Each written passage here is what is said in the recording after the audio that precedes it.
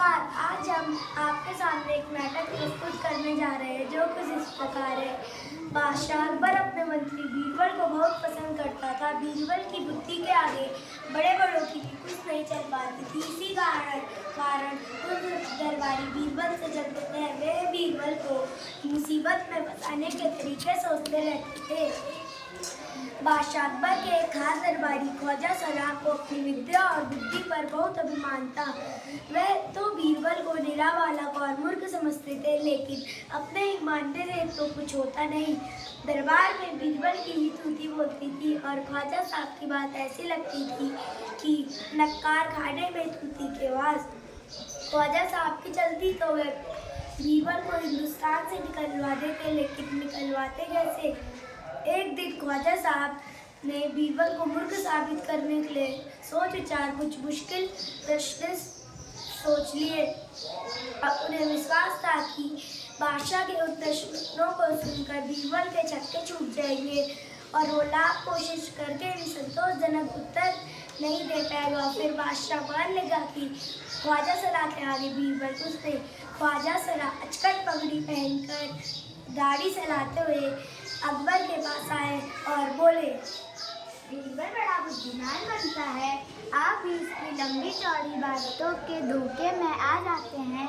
मैं चाहता हूँ कि आप मेरे 3 प्रश्नों के जवाब बीरबल से पूछें और उसकी दिमाग की गहराई नाप लें। उस नकली अकल बहादुर की कलाई खुल जाएगी।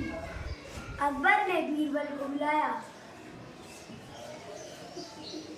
बीरबल, परम ज्ञानी ख्वाजा साहब तुमसे 3 प्रश्न पूछना चाहते हैं। क्या तुम उनके उत्तर दे सकोगे? जवाब मैं जरूर दूंगा, खुशी से पूछें। संसार का केंद्र कहाँ है? यही स्थान चारों ओर दुनिया के बीचों बीच पड़ता है। यदि ख्वाजा साहब को कोई संदेह हो तो वे पूरी दुनिया को फीते से नाप कर मेरी बात गलत साबित की।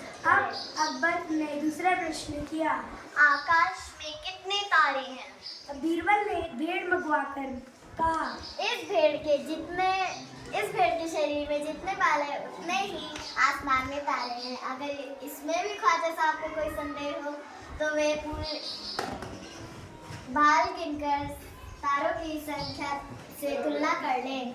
अब अकबर ने तीसरा सवाल किया, संसार की आबादी कितनी है?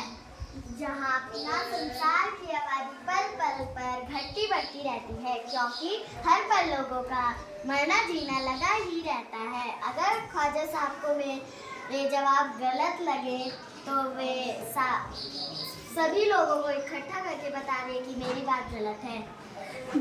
बीरबल के उत्तर को सुनकर अकबर संतुष्ट हो गया, लेकिन ख्वाजा साहब नाक को सिकोड़कर बोले, ऐसे गोलमोल जवाबों से काम नहीं चलेगा जनाब। ऐसे सवालों के ऐसे ही जवाब होते हैं। पहले मेरे उत्तरों को गलत साबित कीजिए, तब आगे बढ़िए। ख्वाजा साहब से फिर कुछ बोला नहीं गया। धन्यवाद।